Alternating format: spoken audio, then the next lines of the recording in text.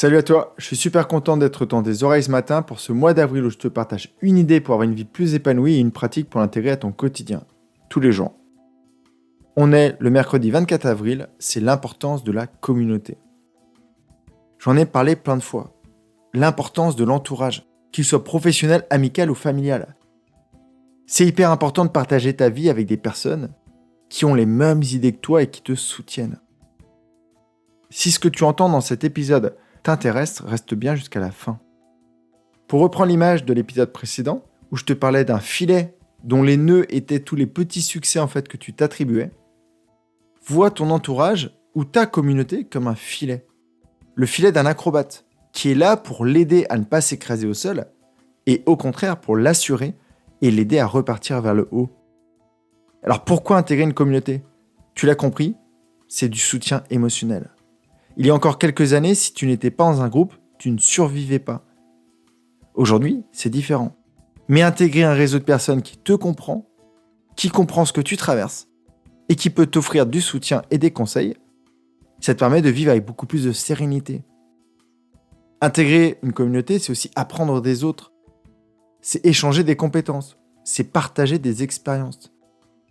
Chaque échange est une chance de grandir, d'être inspiré et motivé, et de devenir encore mieux outillé et plus équilibré dans la vie.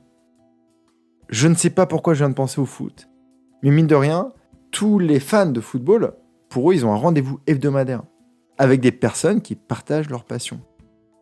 C'est vraiment quelque chose qui doit aider beaucoup de ces personnes. Se dire tous les semaines, je retrouve mes amis autour d'une même passion, et ça fait le plus grand bien. Dans tous les cas, retrouver des personnes avec qui tu partages des valeurs, des idées, et qui sont dans la même optique que toi, d'avancer dans la vie, ça fait vraiment du bien. Alors comment la construire ? J'ai envie de te dire, il y a des étapes préliminaires. C'est d'identifier tes passions, tes valeurs, on en a déjà parlé, et de te renseigner autour de toi où est-ce que tu peux trouver des personnes qui partagent ces valeurs et ces passions. Tu peux faire ça dans tous les domaines. Ça peut être dans des clubs, ça peut être dans des organisations, ça peut être dans des associations. Vraiment, l'idée, c'est vraiment de trouver le thème qui te dit, et après, tu rejoins ces événements. Et en fait, à force de voir des personnes, tu vas tisser du lien et ça va te faire le plus grand bien. On peut aussi utiliser les réseaux sociaux pour faire ça. Encore une fois, utiliser avec conscience. Et sinon, tu peux faire ça vraiment de manière physique, peut-être avec tes voisins. Alors pourquoi je t'ai dit de rester jusqu'ici ? Donc si jamais l'idée d'intégrer un groupe de personnes désireuses d'une vie plus épanouie et sensée, ça te parle, j'ai envie de te donner le premier conseil, c'est rejoins mes abonnés de la lettre du jeudi. Comme ça te permettra d'avoir des nouvelles du projet que j'ai en tête et qui n'a pas encore vu le jour.